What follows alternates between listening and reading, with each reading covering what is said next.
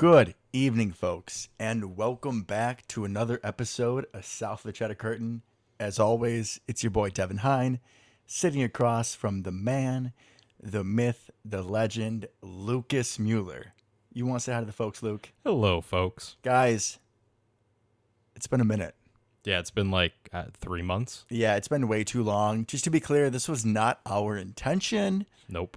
We talked about, and we had like a plethora of ideas, right? Our whole show is about digging way deeper into the Packers than most people would ever want to know. Yep. But schedule stuff didn't work out. You know, Luke and his wife were busy enjoying, the summer because Sally's a teacher, so you got to enjoy it. Mm-hmm. I was busy, being on the pup list, getting my hernia repaired. So, we were both busy, We were. Yeah. but we're back. And I think that the deficit, the lacking of the show has made me even hungrier than ever. Absolutely. I am ready to go. All right. So, whole lot we can catch up on. We can just kind of start with, how should I say this? Housekeeping stuff. Yeah, a little news and notes. Little news and notes after the draft, any roster, signings, moves. We talked about this before the show, and the only one that came to mind was Dallin Levitt, safety. This is another one like the Rich Bisaccia signings. Yeah, special teams guy type of thing. Yeah. Yeah, probably like your fifth safety on the roster. Really don't want to see him on the field on defense, but being a Bisaccia guy, plays with his hair on fire, smart guy. So I think that's the only addition, though, right? Yeah, I since think the so. draft. Where's number 6? Always fun for a secondary player. Oh yeah, that's great Love for the a confidence. safety. It's beautiful, Love it. unless he's giving up a lot of sixes. Then I don't love it. Okay, we'll get to that part. We'll get to that. So before we start with training camp, my co-host, Mr. Luke Mueller, Yep. was blessed enough to go to training camp. I was. Yeah, I went for a day with my dad. We were up in Elkhart Lake at Road America, and we were there to see a IMSA race in early August, and we decided, hey, one day, took my dad up there for a belated birthday present. Let's go to Green Bay.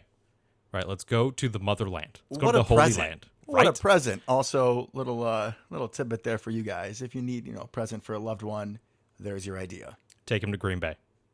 I mean, assuming they're a Packer fan. If not, then maybe not. But If not, then why then your life? Let's be real. solid question. Solid question. So yeah, I decided to take him up there and kind of surprised him with the ability to go to training camp, right? I've been to Green Bay many times, but I've never been there to watch a practice. I was very curious about it, and so was he. So we went up there. It's kind of staggering to see how many people are there. It was just a random, Thursday practice. No big deal. So actually, it was the day before family night. And there's 1,500, 2,000 people. There are packed stands at the practice facility. I mean, it's Wisconsin. Like, what else are you going to do? It was a beautiful day, literally anything outside. It's still Wisconsin. And granted, my dad's family's from Wisconsin. Like, half my family's from Wisconsin. But still, it is limited in its options. But I'm happy there was such a good turnout for our team. Oh, it was great, and everybody comes decked out. I mean, you would have thought it was a Packer game with the jerseys and the hats and everything. It was very impressed. I was very impressed with the entire ordeal, the bike riding and all that good stuff. Did you get to see that? Like, any good Packer players giving their Not- bikes to kids? Or Not really, because it's first come, first serve as far as seating goes, and the doors open an hour and a half before practice. So if you want a good seat, you have to be in the stands already. And the bike riding people kind of already have a separate area right outside the practice facility, Okay. kind of a different set of bleachers, where they can go, because obviously they're last minute, right? Because the players are showing up and they got to quick get a seat. So that part was really interesting. But there were some cheers, like when certain players came riding on a bike or whatever. So that was cool. That was cool. But once it kind of got going, there was a lot going on. And one of the things that I really took away was, right, we played football in high school. And the fact that football practice is football practice, right? It's the same, the way it's set up and everything. Which I don't know exactly what I was expecting, but I thought that was interesting. Did you feel like you could relate more? Yeah, I think so, right? Because you see, and they all come out, and well, first off, they're 20 minutes late, so I don't know what was going on there. All the position coaches were out, but Matt LaFleur and the team stayed in. Then you hear the sound, the doors open, the sound come out of the weight room, and they're clearly listening to pump up music. Then everybody runs out, and everybody cheers, and it was all right, this is a random Thursday practice, but this is pretty cool. And I'm going to pause. Yeah. As Luke is saying this, guys, he is grinning from ear to ear. I know that he often likes to pause and describe my emotions, but sometimes I wish we were a show, and this is like a YouTube show, and this is one of those moments. I appreciate that. It was a really cool experience, and even just that, like the atmosphere is so much more than you would anticipate, I think. And where we were sitting, we were right in front of Butkus, right, offensive line coach. Mm-hmm. That dude is a mountain of a man, by the way. You would hope so. Right? Offensive line coach. Looks just like Dick, identical, just huge, way bigger though. So he's out there, and they're all just playing around, whatever. Then the players come out, and from there, it's just normal practice, normal football practice, right? You go into individual drills, then you do some one-on-one, some 11-on-11, red zone, 2-minute drills, and you're basically done, Mm-hmm. right? So that was really cool. It did allow me to relate a little bit. I'm like, hey, I remember doing that stuff. I hated that part, but And weren't you a wide receiver for your junior and senior year? yeah, it was. So very relatable, as I think, the whole nation would pretty much say that the most keyed in position for the Packers this offseason going into the season Yeah, is the receiver room. If you haven't heard, we kind of lost that Devontae guy, correct. And MVS, right? So Randy. okay, he's not on our team He will still anymore. be Randy in Kansas City. We will still be checking up on him. Still part of the show. We can have weekly MVS updates, no problem. Little MVS updates, little Mitch Trubisky updates. I don't know why we're talking about Mitch. He literally has nothing to do with us. I don't know. He was the catalyst in the most dividing episode of our show so far. That's true. That's a good point. I thought you were going to go with Devontae. Let's check it on Devontae. And then you pull out Mitch. I'm like, all right, that's disappointing. I see what you're saying, but I think Devontae is just going to feast. Like, that isn't even, I guess we can check in on his feasting, but that offense that he went to, like, perfectly set up for him. Yeah, they're gonna do good things. That's for sure. Oh, definitely. Well, this isn't a Raiders podcast, so let's No. get back home where we belong. Thank you very much.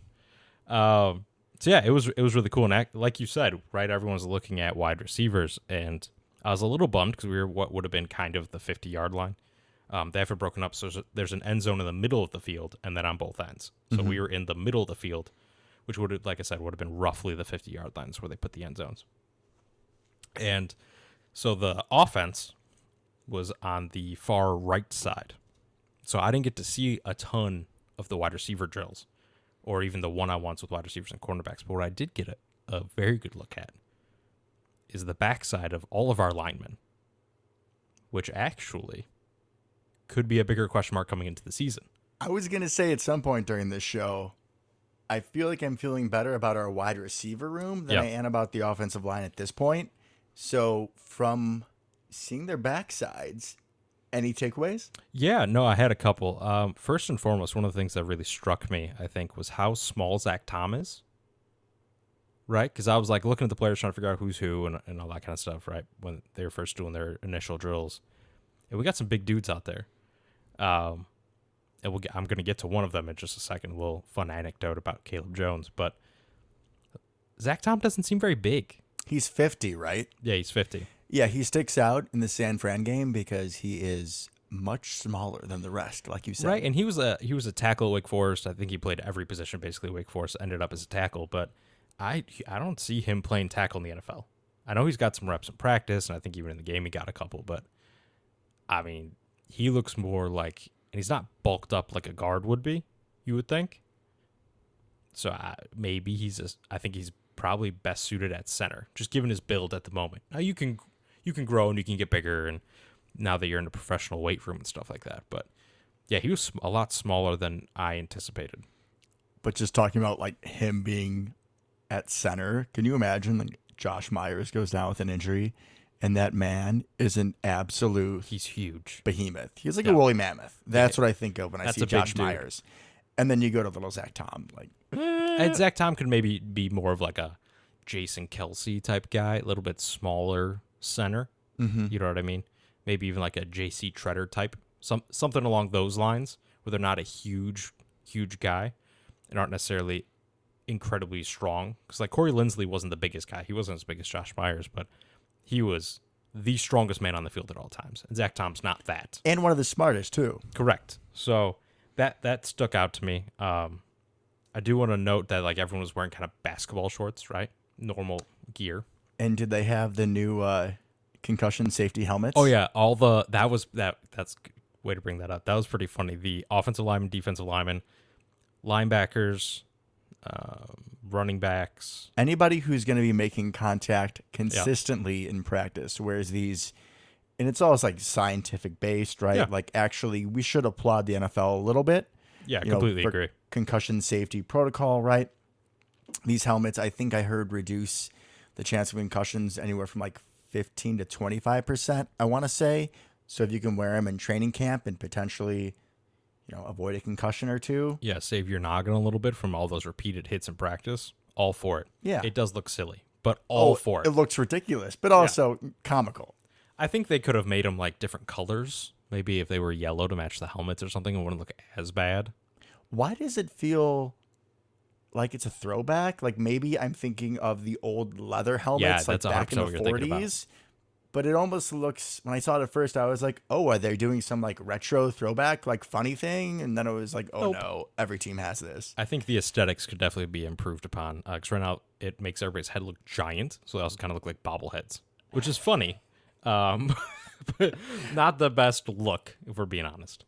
No, not at all. And especially, for the football outsider who thinks that these, big, strong, overweight guys are just ramming into each other, it also makes them look like less intelligent and more to that thought it process. makes people look super goofy. Oh, yeah. 100%.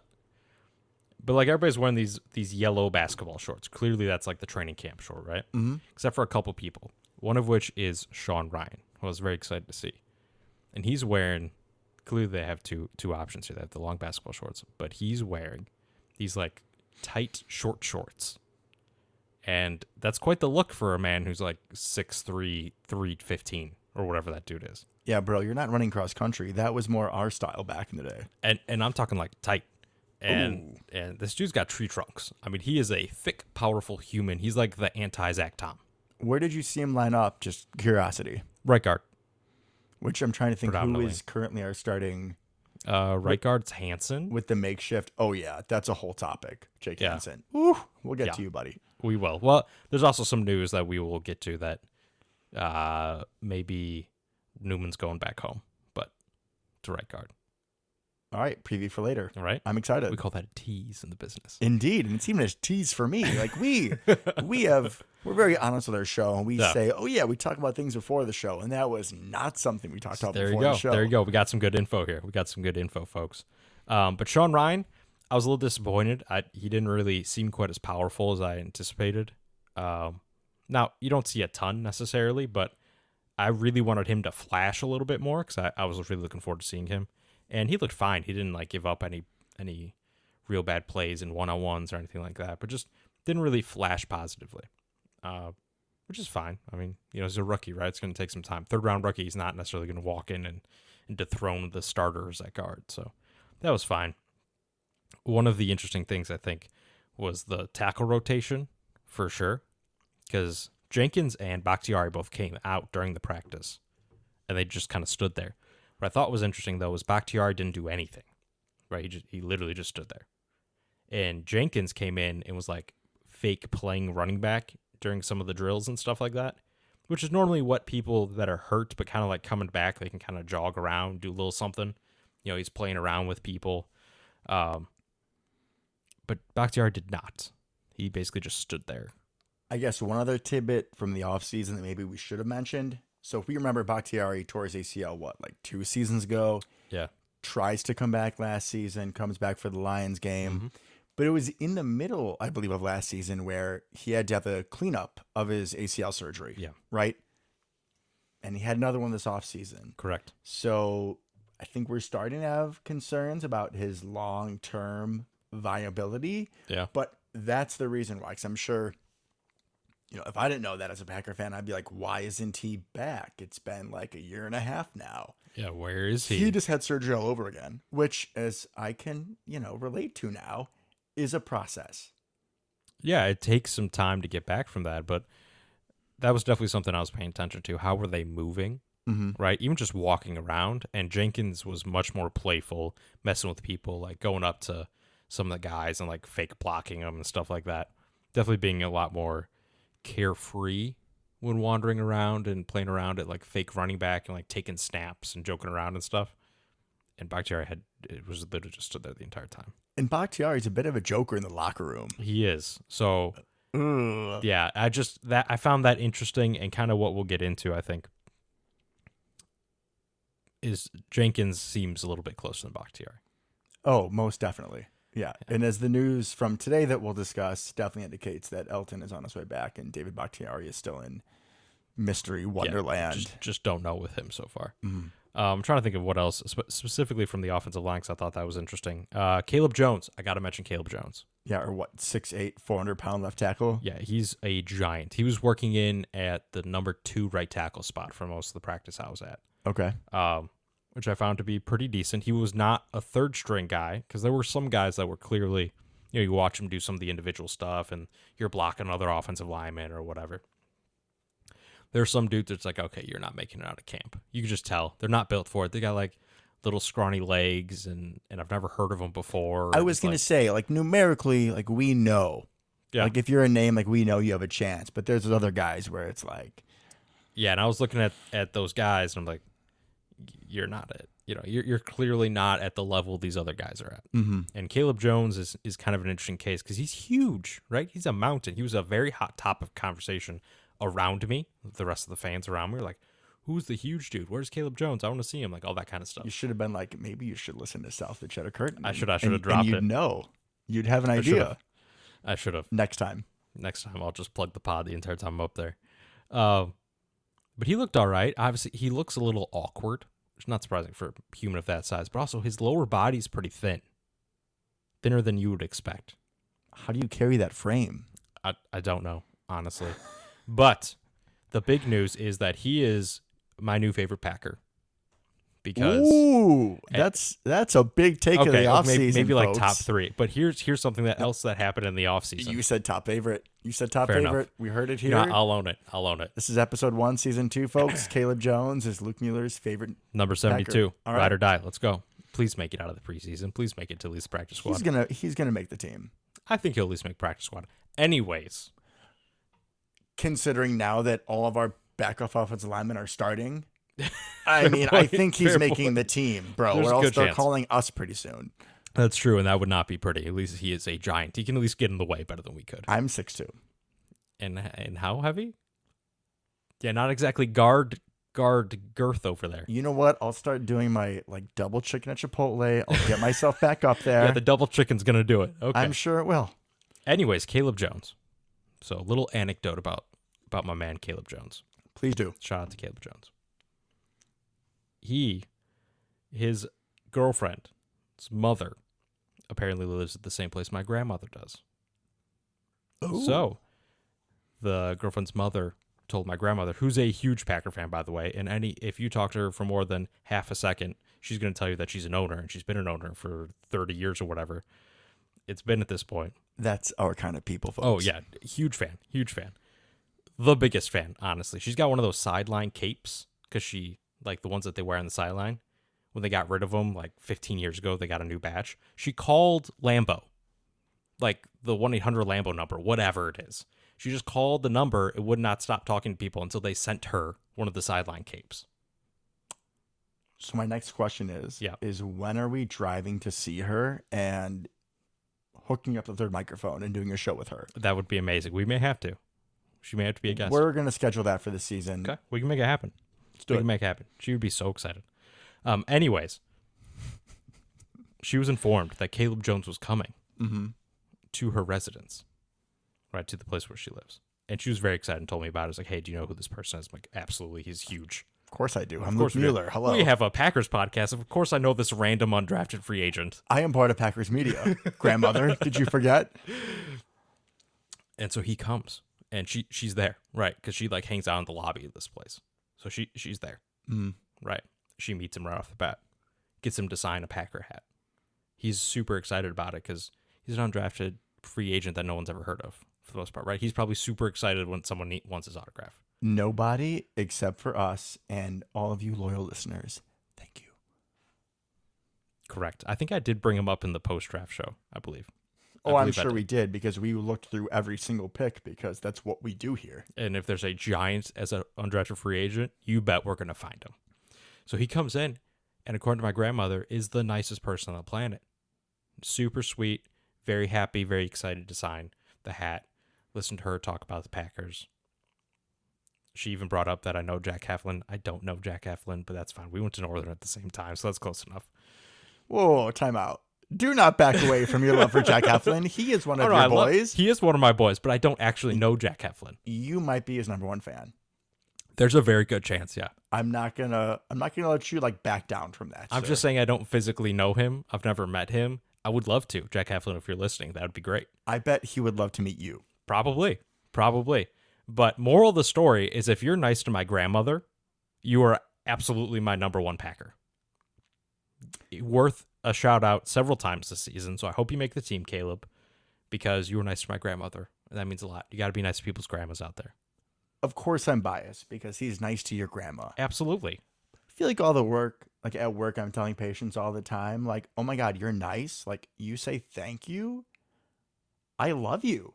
Like human decency, I feel like has kind of gone downhill over the past couple years. That's fair. So I now love him too. Shout out to Caleb Jones for being Shout out nice, Caleb Jones. very nice to my grandmother. Also, just, for all our listeners, I'm sure you all are nice because you listen to our show, but like, just keep it going. Yeah. It's a tough world out there. And be nice to people's grandmas. Be nice to people's grandmas. Be nice to people in general. There's my plug for the day. There you go. So Caleb Jones looked pretty good, I thought. He looked pretty decent out there at second string right tackle. Didn't get worked too bad on one-on-ones and stuff like that. I do want to bring up, because this episode should not only be about my visit to training camp, so I want to make sure I hit my main points here. But I got a good look at the one-on-ones for offensive and defensive line, right? Because they're in the same general vicinity. Didn't get to see a ton of the DBs and wide receivers and all that. But good God, is Rashawn Gary a beast. I mean, and you've been hearing, I'm sure you've heard it, like all the stuff coming out of training camp is that he's just destroying everyone. Firsthand experience, he's absolutely destroying everyone. It's perfect that he identifies himself with Bane because that's a pretty good comparison. At where this like point, he's yeah. just gonna dominate you, and he's gonna get in your face about it. Like the man is power, he is speed, he is just. I mean, we talked about back in the day when we drafted him, right? Mm-hmm. Like Brian Burns looked like the better draft pick. There were Yeah. other guys that were more polished. Correct. But Rashawn Gary is just like, if you need an indication to trust Brian Gutekunst, you look at the Rashawn Gary pick and what he has become. Because he's incredible, man. Watching the one-on-ones, watching the 11 on, like he just was blowing everything up. It didn't matter who they put out there. He would just beat them every single time. And I may be jumping the gun a little bit because we're going to kind of jump back to like just overall training camp notes, things that, we heard, we saw, we wanted to talk about. But like Rashawn Gary in training camp, like one of the days, like the number twos were having a rough time and he like stops practice, goes out there and hypes them up. Like he is not just the physical specimen freak that we thought he was. Mm-hmm. He is becoming a true leader on this team. And that's something else I noticed. We have a lot of that on defense. We have literally one of those at every level, right? Because we have Rashawn Gary, who's taken that mantle on the defensive line. Devondre has definitely become that throughout the linebackers. And I saw some bits and pieces of that, right? I don't think he's quite as vocal as maybe Gary is, and definitely not as much as Amos, who's the back end, without a doubt. That dude was literally cheering on the sideline the entire time. Anytime anything happened for any backup DB, defensive anything, dude was excited. Dude was pumped, bringing the energy. And you're mentioning those guys, and my brain's still going like, oh, Luke, like we can't forget about like Kenny Clark. And Jair. Next level, Preston Smith. Yep. Next level, Jair.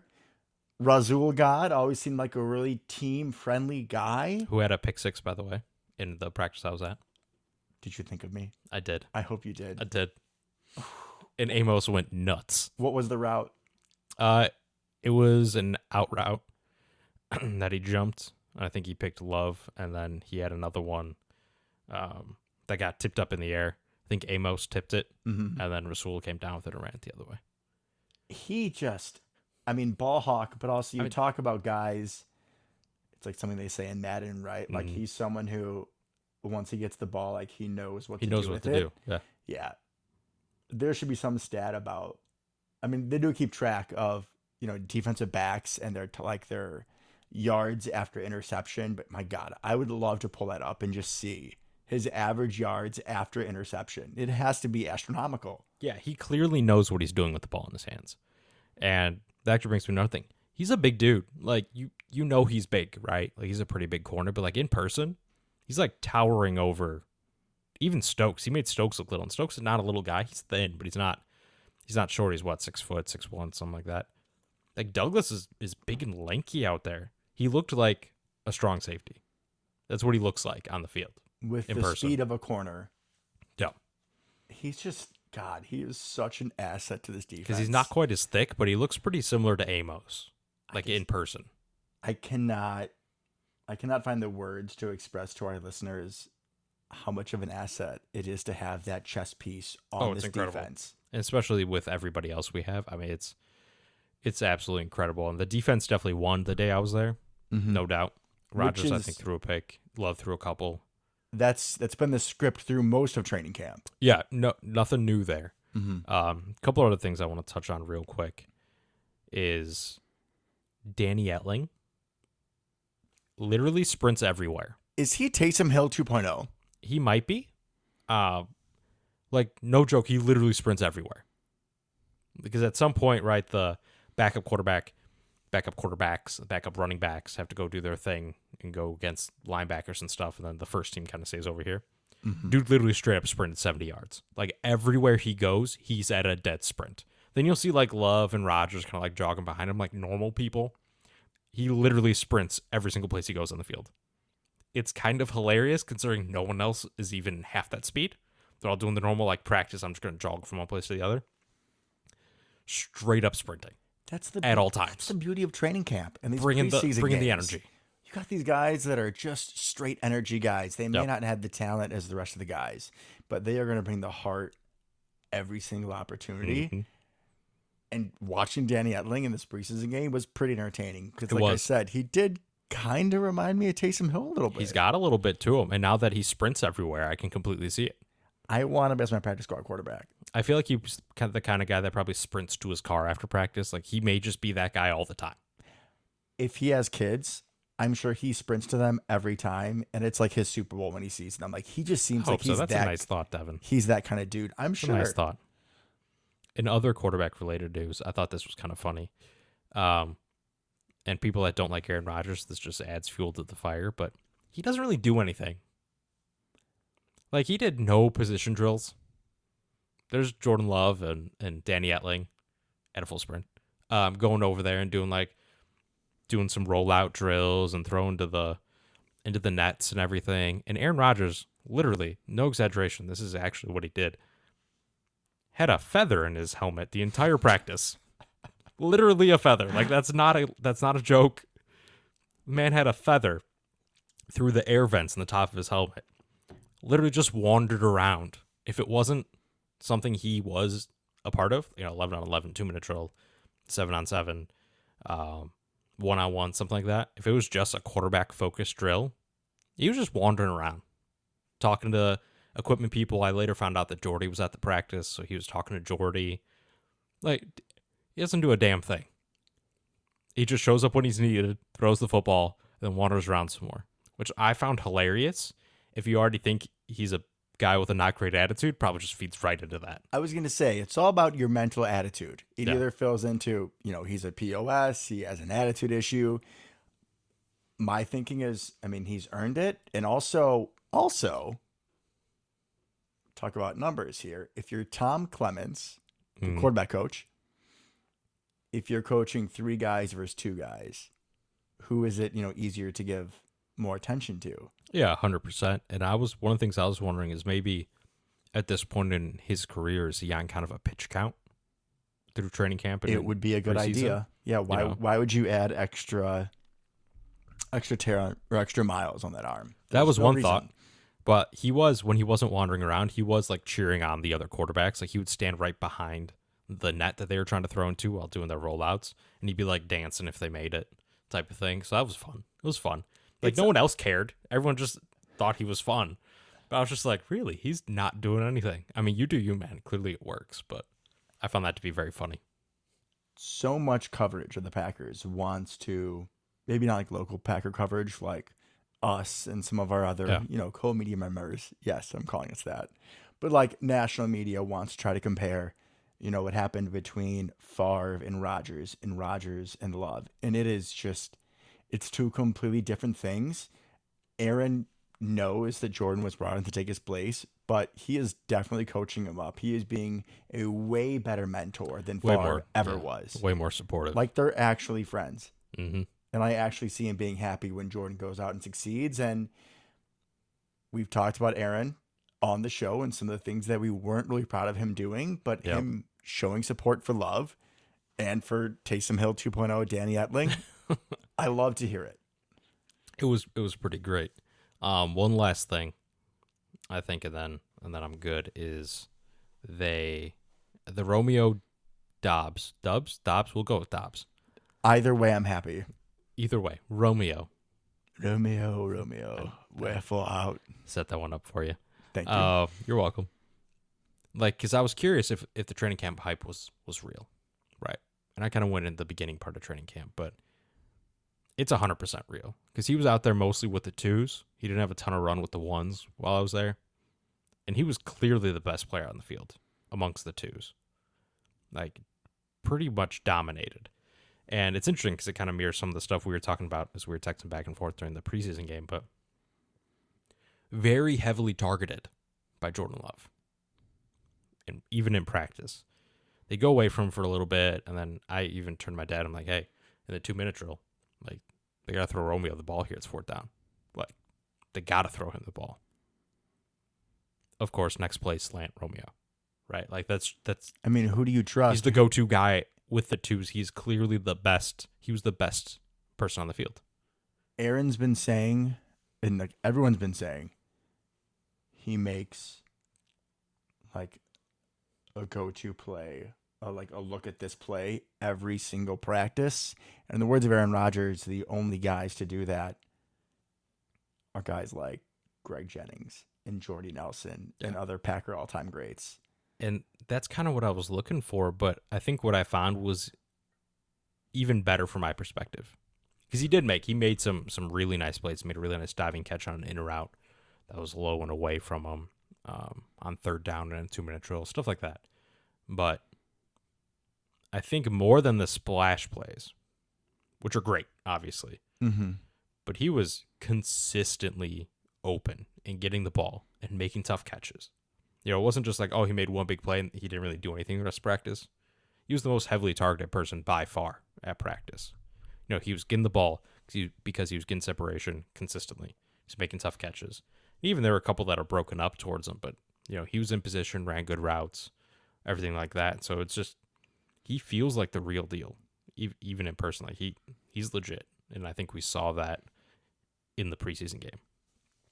I think looking back after the draft, there was some, coverage about that Romeo Dobbs would be the rookie that would be soonest like NFL ready, that Christian Watson would maybe have a higher upside. Granted, Watson's been hurt for most of, preseason so far, but training camp, so we haven't seen a whole lot. But yeah, I mean, Dobbs has stepped in. He's getting national attention. I could not have dreamed of him looking this good this early. He's really, really impressive, and I just hope he can keep it up. I feel way better about our wide receivers now than I did. Sammy Watkins didn't really do much in practice, but Romeo did. I was just going to ask you before we jump off about Sammy Watkins. Didn't see much? No, not really. Not really. He got some obviously he's with the ones, so him and Lazard. I saw Lazard popped more than Watkins for sure. For sure. So I thought that to be interesting. I didn't really see him do much. I hear he isn't looking explosive. Yeah, he just kind of looked like a guy. I mean, he didn't look like he was he was losing every rep or anything like that. Yeah. But he didn't really pop off the field at you. Yeah, we're going to circle back to the Sammy Watkins situation, but I'm glad that you were able to, see that and notate that, because that's definitely a storyline to watch as we move forward. Yeah, and one more thing on the receiver. I didn't really see a lot out of Samori Toure either. I think that was just the day I went, because I've heard really good things about him elsewhere. The night after, on family night, Samori Toure was like, he was great. I'm here, Green Bay. What's up? Right? So I think that was more just that day. He didn't get a ton of balls or didn't make a real big play. So he didn't really flash at me either. But, that's a 7th round pick. I'm more okay with that than Sammy Watkins. Oh, yeah, definitely. And you can also look at like the money invested too, right? Correct. Samori Toure, 7th round pick. Basically free in football terms. Watkins, I mean, it wasn't a big deal, but like if we cut him, we do save money. Correct. Which I think is becoming a more of a potential reality than I would have thought 3 months ago. Agreed. I don't think we do it, but I think it's on the table. Definitely. All right. Well, I'm really thankful, first of all, that you were able to go to Packers preseason. Me too. It was great. Not only for your experience, but also for the show, for our people. Yeah. Yeah. And then kind of at the end of that, right, me and my dad went and got some food at the 1919 Kitchen and Tap, I believe. Great burger, by the way. Great burger. Cheese curds. I did not get cheese curds. What are you doing? Great homemade chips. Homemade chips are delicious. All right. Really good vibe there. Went to the pro shop. Everybody, if you haven't, go hang out at Lambeau Field, man. There's a bunch of stuff open all the time. Every day. It was a random Thursday. Did you buy anything in the pro shop? I absolutely did. Of course I did. And? I got a couple shirts, got some stuff for the lovely wife, Sally. Of course. Oh, whoa. Let's just take a quick pause Yeah. in the show. Guys, so I'm out last night with my lovely girlfriend Maria, and I get a notification on my phone. Instagram. South of the Cheddar Curtain has requested to follow you. Hold up, what? Hold up. What? So Luke's wonderful wife, Sally, Who also puts up with us recording in our house every week. puts up with us recording, often makes us little family dinners, always a fan of the show, hyping us up, went and made us an Instagram. So we now have an Instagram account where We do. what We is do. it, just at South At of Cheddar Curtain. Yeah, nice So and simple. I don't really know what's gonna, be on there, but if you guys want to go ahead and give us a follow, maybe it can be an easier way for you to DM us questions as opposed to the email, Which is southofcheddarcurtain@gmail.com. which we're fully, asking for emails. We love the content. Absolutely. Even if they're bear questions, we don't care. We'll still put you back in reality. Nevertheless, I just had to give Sally a shout out because I was super excited seeing that. Super excited. Yeah. She will be our social media manager. That she is. We're getting that big, Luke, with our 30 to 35 listeners, which, by the way, Hey, to be fair, honestly, we're more like 50, 60 now. the overseas, Yeah. Yeah. I don't know who's listening to us in Denmark, but keep doing it, man. the Germany ones, right? We're both German. Yeah. The UK, I was born there, so maybe it's like some Maybe it's- homage. Yeah, there you go. I don't know. But whoever you are, thank you, and please email in. I would love to hear what you guys have to say, what questions you Absolutely. have. Absolutely. But the same thing to our domestic listeners. Just because Correct. you're from the USA, you're just as important. Don't worry. But come on, guys, right? Like, why is someone in Germany listening to us? That's my question. I think they Googled cheese and then boom, there we are. Maybe they're looking for cheese podcasts. I don't know. Honestly, that's the only thing I can think of. Do we need to start talking about different types of cheese during our show? Let's not. Favorite type of cheese? Go. Honestly, cheddar. Really? Yeah. Okay. I think so. It's versatile. I like it on my burgers. Okay. Right? Okay. Like some cheese and crackers. I'm You can have cur- sharp. You can have not sharp. You got some options there. You do. A lot of versatility, right? Yep. Can you guess my favorite cheese? I feel like it's gonna be a weird cheese. It's a little weird, but it isn't like crazy. It's not like provolone.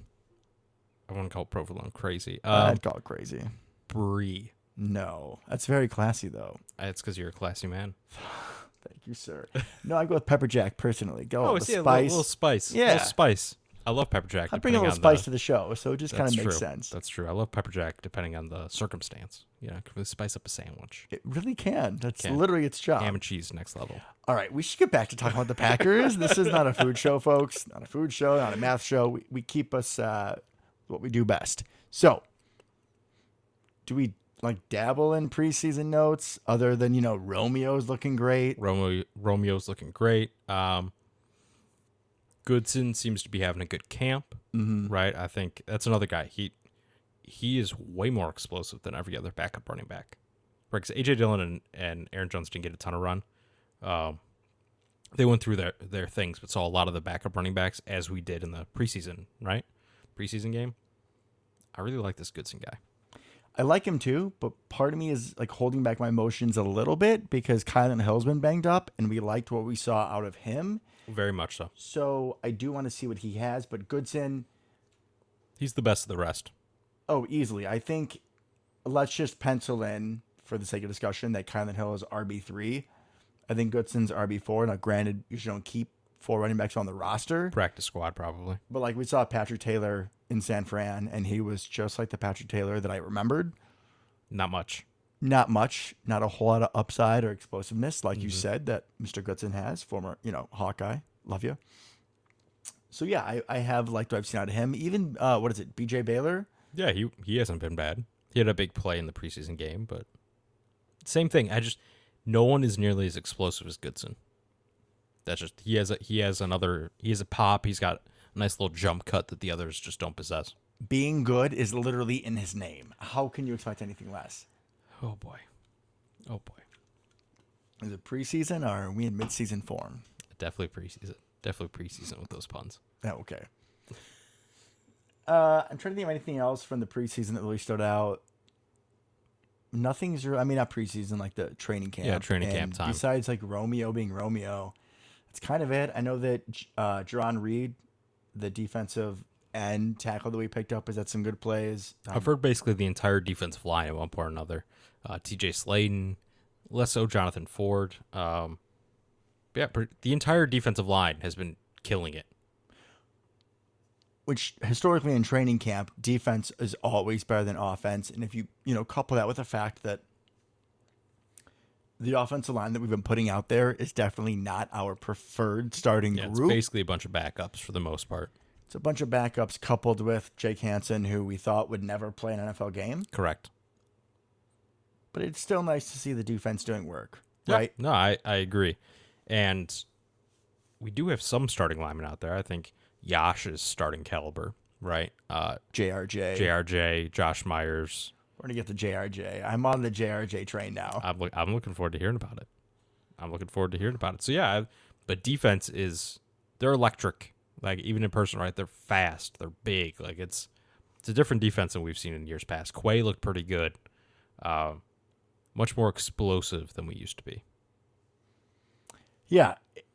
I like the pieces we have on offense. I think it's going to be fun to see how we, come out and deal with the loss of Devontae. But this might be the first year that I'm more looking forward to watching defensive football just based on the guys that we have. 100%. I think it's going to be really interesting. And I think that'll be a good segue because we saw a lot of that in the preseason game. We saw a lot of that, right? A lot of the defense or the offense being... Well, kind of both, but I think we saw a lot of the defense. Even the backups. If you think about it this way, the starting defense really didn't play, right? No. Backup secondary, garbage. Pretty much, yeah. For You the got to most see, part. but I mean, I wanted to see how Shamar did. He did The backup fine. safety spots, those are kind of important spots. They are kind of important spots, but I'm more talking about the defensive line. That backup defensive line, I think, played really well. Oh, those boys did work. Right? So we're talking about Heflin. We're talking about Ford. We're talking about TJ Sladen. Like, those dudes ate. They played really well. Oh, I planned on mentioning, for your sake, that Jack Heflin had a beautiful tackle you. for loss, Thank you. knifing through on a halfback cutback. He had no part of it. He's like, nope, sit down. Quick question. How many times have we mentioned Jack Heflin so far? On the show today or Yeah. in general? Today. Probably like 3.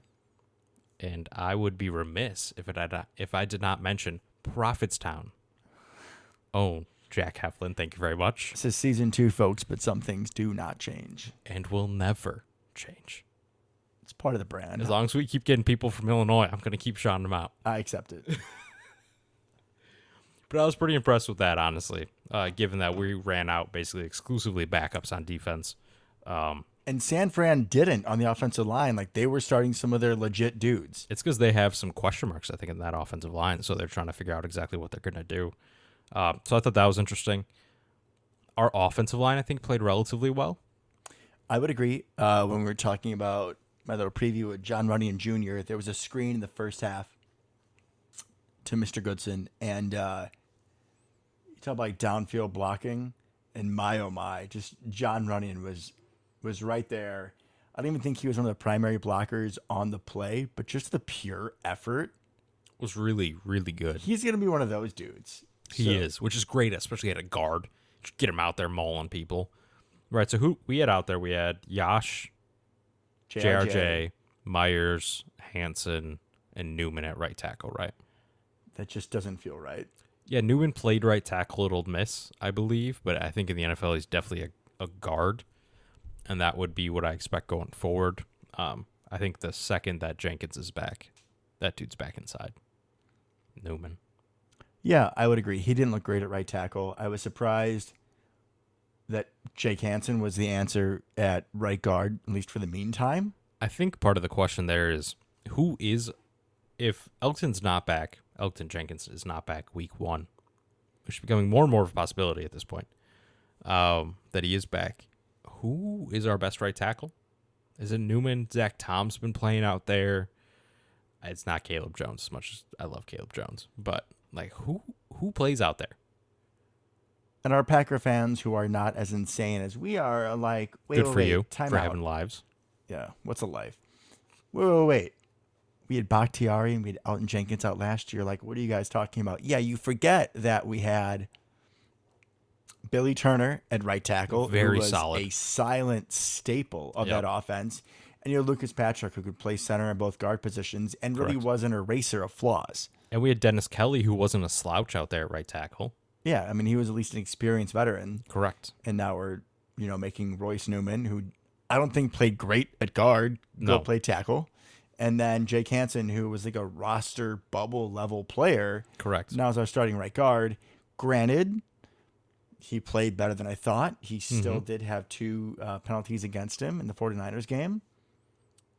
Yeah, if you would have asked me, I would have assumed that he would have been more on the Cole Van Lanen group, Caleb Jones group of people that may or may not make the team. Oh, totally. Especially But with the 3 rookie offensive linemen, Rasheed Walker, we haven't really talked about at all, but out of Penn State. But that feels like a weird group to be your ones. I can't see us starting the year with Newman and Hansen out there So- if Jenkins isn't back. So we think Jenkins comes back. We put Jenkins at right tackle, and then Royce goes back to right guard. Everything I've seen so far, which has been, 2 days he's been back at practice, is all the clips and the pictures are him setting up as a right tackle. He's in a right tackle stance, which makes sense because we don't know if Yash can play left tackle. Right tackle. Or correct. We don't know if he can play right tackle. He never has ever, right? And some people really can't go from one to the other. Some people it doesn't affect. Some people, the change in stance really changes their ability to perform. So I think it makes sense, Yash, keep him where he's comfortable. When Jenkins comes back, put him right tackle. You put Newman back at right guard, or literally anybody. Maybe if Sean Ryan decides to step up at some point, Zach Tom, if you feel like it, then you got options. You're really only worried about one position at that point. Well, I think Yash has earned his stripes at left tackle. That is a key position in the offensive line. And we saw last year, as we talked about, in the division round against the 49ers, it was, again, another okay, let's just, do an offensive line that'll switcheroo. We put Stupid. Billy Turner at left tackle, Yeah, that was stupid. We never and he should got have his done that. ass whooped. And Yeah. Yash did perfectly fine, especially against San Francisco. That's when he came in the year. Yeah. I mean, it made no sense at all to me. And I think maybe we've learned our lesson. Keep Yash out there at left tackle. He's very serviceable at this point. Everyone's comfortable with him out there. Rodgers has played plenty of Just downs leave with him out there. Everybody else, Yash and Josh Myers right now are the staples. Just leave them there. Correct. You can play musical chairs with the rest of them until our all-pro guys come back. I'm okay with that. And I think JRJ is pretty solidified at left guard at this point. I mean, I talked about the screenplay, right, where I love his effort. Mm-hmm. There were still a couple plays where he missed blocks. Yeah, It's I mean, he's gonna not happen. exactly a Pro Bowler at this point, but he seems He's a young fine. player. Yeah. Young player, good size, plays with effort. Great name for a lineman, too. And he has the pedigree. Like, his dad was an offensive lineman in the NFL for 10 years. Yep. Like, you cannot tell me that doesn't give you an advantage. It absolutely does, and that's why I think he's kind of solidified there. So I think center to left, we're good, right? It's really just that right side. What do we do? And if Elgton comes back, I feel really good about you can kind of hide Newman there if you have to, or hopefully he makes that next step, because most of his problems last year seemed to be diagnosing, communication. It was all mental. Physical, he seemed fine. So that's the kind of thing that you hope to see a really big step at in the second year from a player, that things start slowing down. They can understand blitzes and twists and stunts a little bit better than they could previously. And that's where I'd like to see his growth. But I'd really like to see that at right guard, not right tackle. I agree. What I'm also realizing is that we're almost at 50 minutes and haven't talked about Jordan Love or the offense. So I think we need to jump there if you're cool with that. Yeah, I'm good with that. Or the offense besides. Get ready for like 20 minutes of J Love. I was going to say the offense besides offensive line, which was also a really key portion of this game of the preseason. But yeah, J Love, I think, if you would have asked most Packer fans who they were most excited to see going into this preseason game, the answer was either J Love or Romeo Doubs. 100%, yeah. I think out of curiosity for me, it would have been Jordan Love. Yeah, because we still want to know what we have there, right? Well, we have to, because like we've talked about numerous times, either, we don't know what happens this season, right? Maybe Rodgers decides at the end that he's done. Yeah, and then we have to keep Love and he's the guy going forward, or he's really not and we need to trade him. But either way, we need to know. It behooves us if he looks good in the preseason. Really enjoy that vocab, by the way. Thank you, sir. It's one of my favorite words. So I think this Jordan Love week 1 preseason game and us talking about it is the essence of who we are as a show. Okay. Because if you're not watching the highlights, if you miss the game, and if you see one touchdown and 3 interceptions, 2 tutties, but fair point. 2, my apologies. You look at that and say, he played like dog shit. We even talked about our opinions of the game before the show, so this will be fun. I personally thought that was the best I've seen him look. And I can't believe I'm saying this, I enjoyed watching him play. I sped home from work. I sped, folks. I admit it. I broke the speed limit to get home to watch Jordan Love go to work. To breaking the law on maybe I was international podcast. Maybe I was going 41 as opposed to 40. All right. Fair enough. Fair point. I'm not going like 60 over. Relax. This isn't felony season, sir. Good. Don't have to find another co-host. Yeah, you wouldn't. Good luck. So J Love, huh? Yeah, J Love. So what did you see that you liked? Because I think I may be slightly more down on it than you are. So I look forward to hearing this. All right. So J Love, we've talked about episodes past. What do we see from him? What do we see from him at Utah State, which is why we drafted him? Mobility, big arm, off-script plays. What did we see from him last year that we really didn't like? The ability not to be able to pick up blitzes and respond appropriately. Yeah. So, in the first quarter, you see we're getting him involved out of the pocket. He has a couple like read option plays. He had a read option keeper where he kept it with Josiah as the lead block. Which was great. Actually, I saw that play at training camp. Like they ran it. I was like, what? Beautiful. And Love looked confident running the ball. There's also been talk about his footwork. There were several plays throughout that game. I guess mainly the first half was when he played, where he's in the shotgun. You can count the steps back. Hike, 1, 2, 3, plant, and throw. There was a 4th down. I want to say in the second quarter, like 4th and 3. We're in San Francisco territory. The 49ers are sending cover 0, which to all of our listeners out there means that they have man-on-man coverage on all of our eligible receivers, and they're sending the rest as a blitz pressure, which Jordan Love, especially in Kansas City last year, did not respond well to. Correct. He reads it. He calls hike. The play call was we had fades like on both sides. Romeo was one. It might have been Samure as the other on the other side. I'm not sure. He calls hike. The pass protection did pick up well. It helps that Oren Burks, former Packer, was one of the blitzing linebackers, so he was a little slow, not to be surprised. Love retreats, 1, 2, 3, step, and throw. Dobbs runs a great route. Yeah, cooked the corner. Kadar Holman, by the way, former Packer. Yeah, don't miss you, bud. Cooked him. touchdown. So you see that. That's great. Yeah, He looked to have a better pocket presence as a whole. I would When agree. things were breaking down, he was able to escape and scramble. Now, granted, other than the play that I previously talked about, a lot of those were called back on penalties, Hmm. holds and whatnot, which I know, bring the play back, but doesn't necessarily take away from my view of him on that play. Which is completely fair. Yeah, because you're isolating him, right?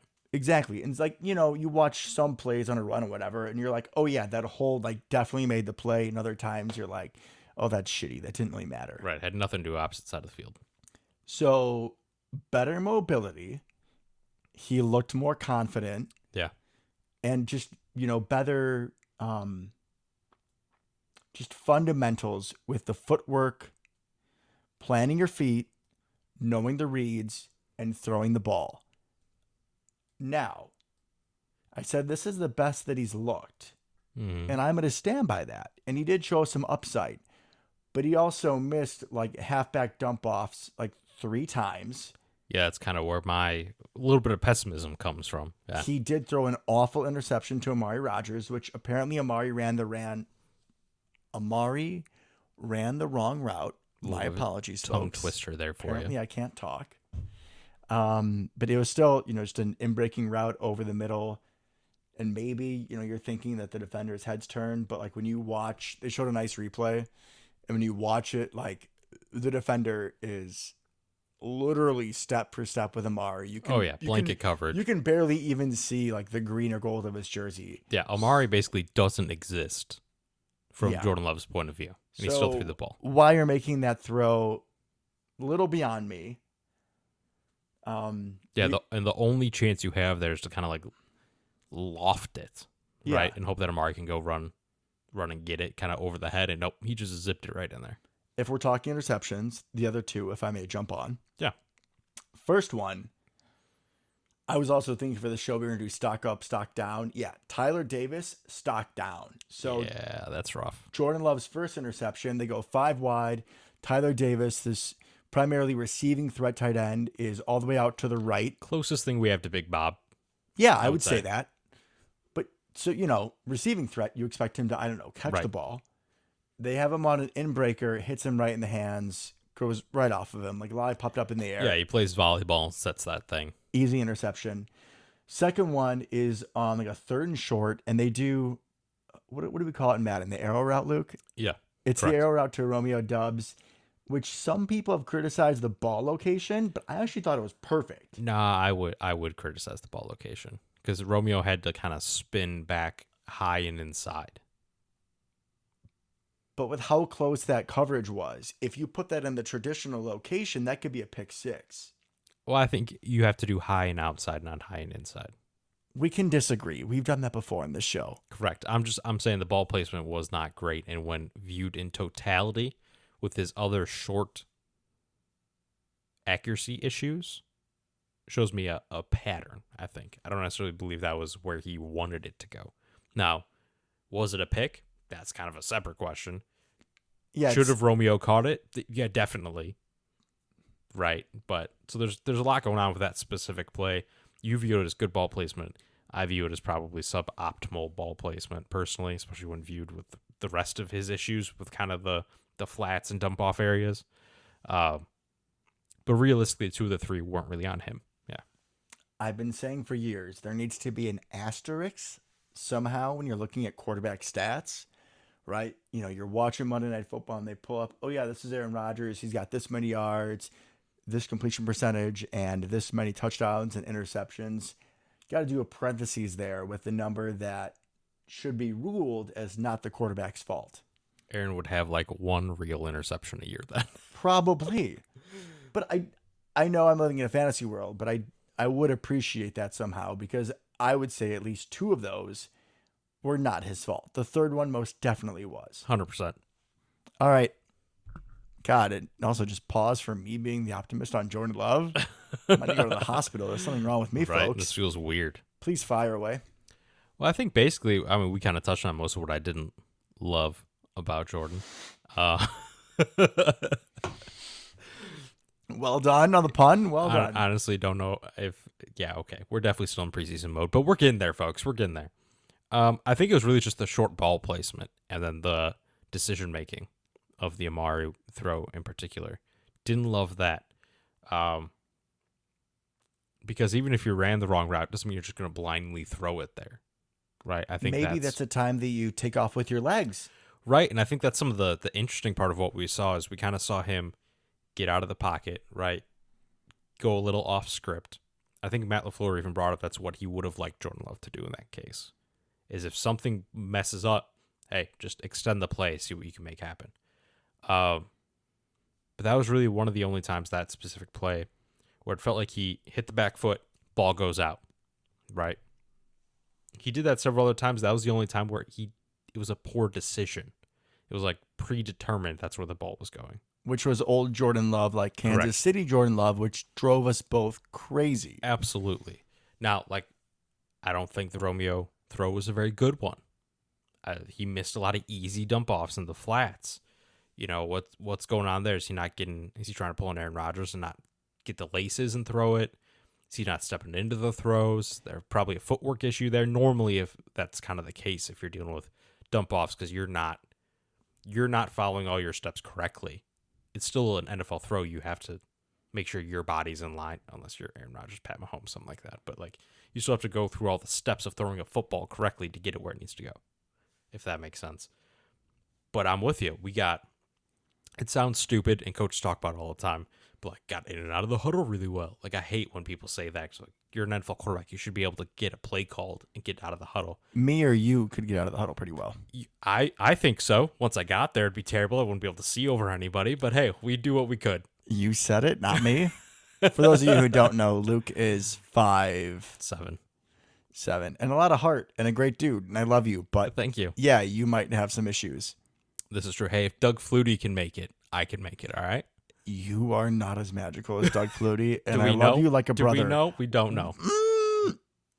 Shout out to Doug Flutie and all the short quarterbacks out there. Anyways, but he felt significantly more confident in his actions, right? And I love the read option. I love that we threw that in there. I find that super interesting. And if I could jump on Yeah. that, after they ran it, we always talk about, showing teams a look and then making them respect it. Correct. I know it's preseason, but the Niners definitely had to respect it after they saw it. That's one of those things like, why didn't we pull that out in Kansas City last year? That's probably something that Jordan Love has been doing for 15 years at this point in his life, right? Ever since like Pee Wee football, this dude's probably been running read option at this point. Do something like that to make him comfortable. He's quick, and he's a big dude where it's like, Yeah, we're not talking Josh Allen, Michael Vick, Lamar Jackson out here, but like, he can move. Obviously, he can get you 10 on a read option if it's open. and if he's getting into the secondary on a run, if he's being tackled, unless it's, like a Tyrann Mathieu or someone, he's usually falling forward. Yeah, I think so. 'Cause He's a big frame dude. correct. So I really liked the confidence. I think the play call had something to do with that.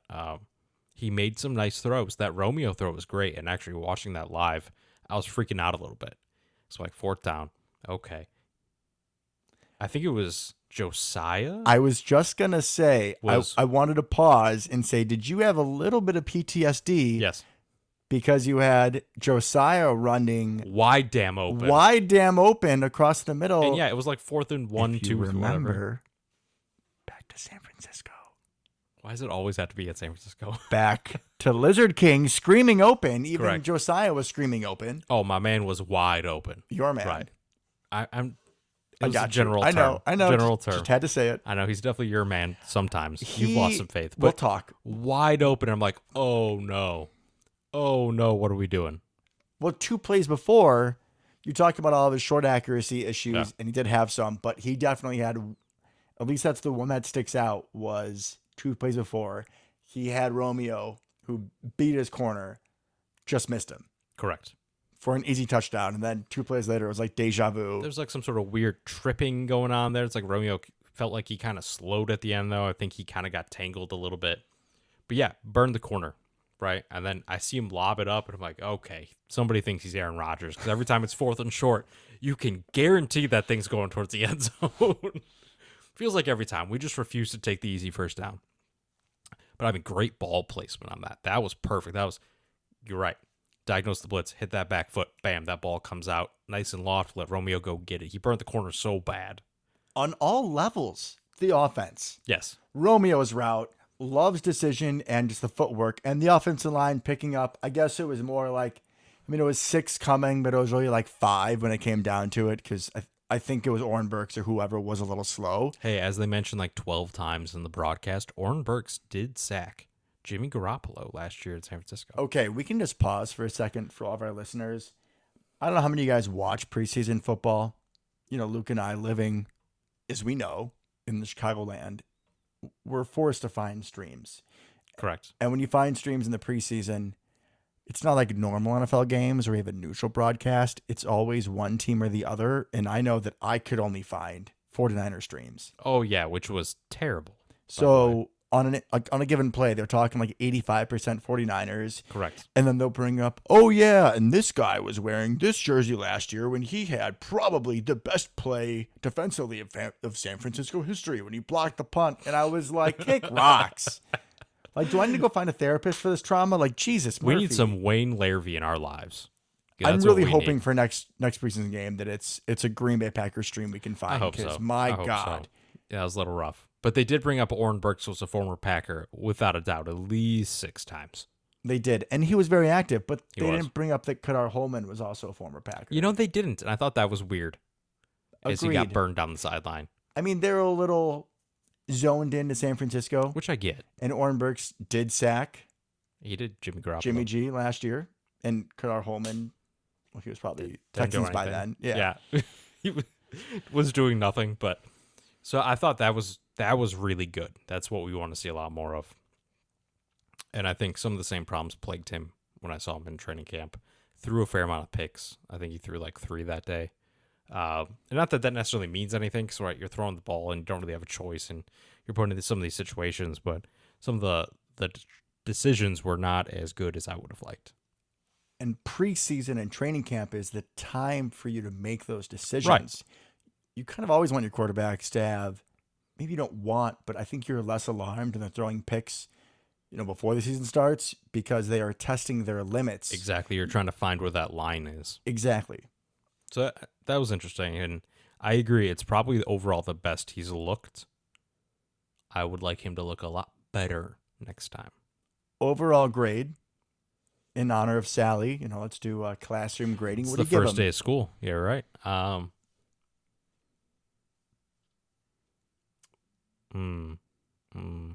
Maybe like B-. Okay.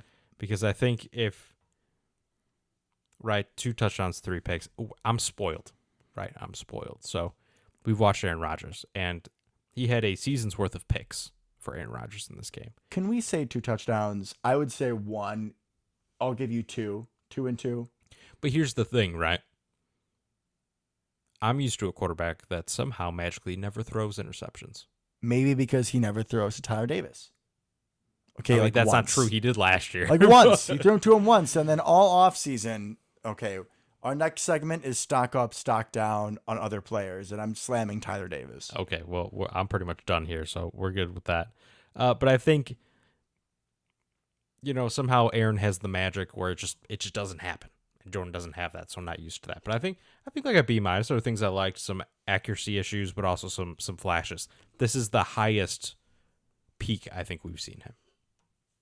The most upside. You talked about flashes last year. There was that whole part in an episode, and you were like, Devin, what flashes have you seen? And you You're really, true. I was like, Yeah, deer in the that's right. headlights. That's true. Because what was the throw that you were like, hey, that was good? And We had a couple. And he did. Yeah. Yeah. It was You're nice right. to see, and I'm excited to watch him play again. All right, you talked me into it. B, your turn. On the rating of his game, Yeah. I'd probably go about a B as well. I think that's fair. So He looked like a competent NFL quarterback this time around. Not a good one, but like he could be on the field and not embarrass us. Peter Bukowski, who we often mention is the host of Locked On Packers, who, to some credit, when I DM'd him asking him for, advice about making a show or which websites to go to, he has responded to. So I'll give him He some did? love. Oh, good for that. Yeah, good man. He's a good dude. Did he give you anything of note? I mean, he sent me a couple websites to go to. I've chose to subscribe to other ones, but Fair enough. he wasn't a dick about it. He was cool. So, Were any of them the leap? oh yes, he's always about the leap show. But what he was saying is, I think what a lot of Packer fans could relate to is that Jordan Love is like a Rorschach test, and Yeah. whatever you saw of him before we drafted him is what you see now. I think this game more than ever. But I'm going to say is that I was someone who totally hated Jordan Love. I wanted nothing to do with him. One of my passwords for one of my online accounts, I'm not going to say which one, is I hate Jordan 10. It's true. Don't go trying stuff, folks. Please and thank you. But I was excited to watch him play. And I am more hopeful than I was. And if for whatever reason, if Rodgers is done after this year, I am less in an anxiety mess than I would have been 2 months ago. I think that's a fair way to put it. But still, he has a long way to grow. It's Yeah. just nice to see that there was some positivity, whereas before That's true. it was There like has been growth. you know what it felt like watching him before, like watching Todd Collins in the Oh, God. 2010 NFC Championship game, where it was like there was nothing. Like, you're a quarterback, really? How did you get here? You're a quarterback. Yeah. All right. All right, let's finish up with stock up, stock down. So we'll play stock up, stock down. We can sort of do it, base training camp and preseason games. Okay, that's fair. All right. So one of us throws out a player name, and we both gonna talk stock up or stock down. All right, start off, man. All right. So I'll go Tyler Davis. So it was just the easy one. It's not like anybody knows where this is going. Okay, folks. So all offseason, like Gutekunst, the GM, and Matt LaFleur have been talking up Tyler Davis, Yeah. who this is a guy that we picked up off of Jacksonville's practice squad. We're talking about the tight end room, which is something we do discuss a lot. You have Luke's boy, who is, kind of the head dog. McHenry's own. McHenry's own. I mean, but he's not the top dog Big Bob. because we got Big Dog. We also in have Big there. Dog. Oh God. So we have Robert Tunyon, who is like the vertical threat, very good pass catcher. Also does a pretty good job in the run game and chipping and pass blocking. You have Mercedes Lewis, who is just the old man, great veteran leader, great run blocker. You have Josiah, who we'll get into later. Just this weird hybrid H-back. Dominic Daphne, just kind of a question mark as to why he's on the team. But now I'm almost feeling better about Dominic Daphne than I'm about Tyler Davis, because Tyler Davis was brought in to be a tight end receiving threat. Yeah, basically Big Bob, more or less. Same mold. Basically Big Bob. So when he has that dropped pass that went right off his hands as an interception, it's like, okay, bro, what are you good for? And then there were 2 or 3 running plays where, as a tight end run blocking, it's kind of an important job. His guy blew right through him for a tackle for loss. Yeah, not a good look. Not a good look at all. And we're talking about, how many tight ends can you keep on the team? 3, 4, Maybe 4. especially with, it sounds so weird to say, but how deep the wide receiver room may just be of I don't know pieces how that we good they are, want but to they're keep. deep. Yeah. Yeah, we're deep. It might be deep with mystery, with optimism, with hope, but All the above. it's still deep. So for me, Tyler Davis, big stock down. Okay, I think that's fair. Stock down. Anything you want to add to Mr. Davis's? Not really. I just was enjoying you go on your rant about our 4-string tight end. All right, I got one because we didn't bring it up at all. Amari Rogers. Okay. Amari Rogers. So obviously he had the wrong route run. I've heard some decent things about him in camp. He had some problems with muffs early in camp. What I saw, he looked comfortable receiving punts in the practice I was at. Apparently he lost like 10, 15 pounds. Feels a little bit more electric, closer to what he was in college because he kind of bulked up last year thinking he needed to for the NFL. You mentioned this last year. Yeah, going into the draft, he thought that he was going to be looked at more as a Deebo Samuel vibe. So he bulked up, anticipating he'd be running through tackles, which if you look at that little guy, no. I mean, he was pretty jacked for his size. I mean, he was more rocked up than I think Cobb's ever been. Okay, fair, but I feel like he looks significantly smaller than anybody else in the field. Like, it really Fair. sticks out when he's That's out fair. there. That's fair. I'm glad that I brought that up. Man, I was smart a year ago. You're still smart. Thank You're my you. co-host, Thank man. you. You got some got some talent. But I think overall he's got to be stock up. And I say that because punt return, I mean, great return game for him, right? He had that big return, 50-yard return, and then got absolutely laid out by Rashawn Gary, which was hilarious. Laid out by Rashawn Gary. But you know what he also did? And I'm going to pause real quick for any of our listeners with children listening. Just mute their ears for a second. So Amari on this run, he goes right. He has good vision and patience, I thought, for the kick return, waiting for his box to develop. And then you know who he runs over? Mr. Fuck the Packers, Robbie Gould. He runs right over him and like clocked his head, and his head bounced back, if you remember that. I do. I had some satisfaction out of that, which should be obvious. So you got that. You got some good. I mean, he didn't muff a punt, so we're going to call that stock up already. Even just that. Even if you just called fair catch. That's and stock he didn't up. muff a single punt in the practice I was at. It was also the practice right after the jugs machine. I don't know if you heard about that, Tom. The jugs machine broke.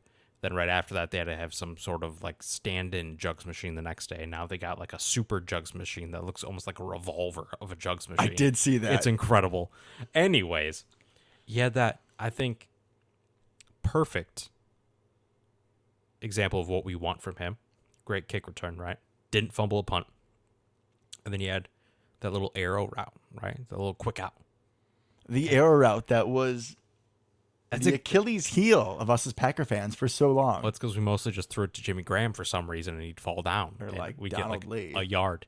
Anyways, so he caught it, turned upfield, broke a tackle, did a little hesitation move, got into the end zone. That's what we want, Devin. That's exactly what we want. That looked like a slot receiver. Like a useful player. Correct. So I think huge stock up. I think he looked good. He still has a ways to go, I think, but he looks like he could be a legitimate player. I also had some satisfaction and like excitement because after that return, like you said, Rashawn Gary decked him, but everybody else on the team is so excited for him. So even though his performance has not been what we hoped it would be, Yeah. like he is a locker room guy. Like they love him, they support him, and I just love seeing that. I know it doesn't matter on the field, but for me, football is so much more than just the X's and O's. Agreed. It's the storylines, it's the people, it's development, it's stories. I mean, that's what we love. That's why we go so in depth. I agree completely. Do you want to do one more? One more each? We'll call it a day. Okay. Throwing me on the spot here. Another stock up, stock down. Yep. Okay. I will go with Samori Toure. Okay. Good pick. Samori Toure had a couple. He really stuck out in family night. He had a couple like deep go routes where he beat his guy both in one-on-one drills and in team activities. The thing with family night is sort of like regular practice, right? It's you have different sections. Yeah. And I think Wayne Larrivee said it, is that you look for the guys that are kind of standing out all throughout the night, no matter what section you're in.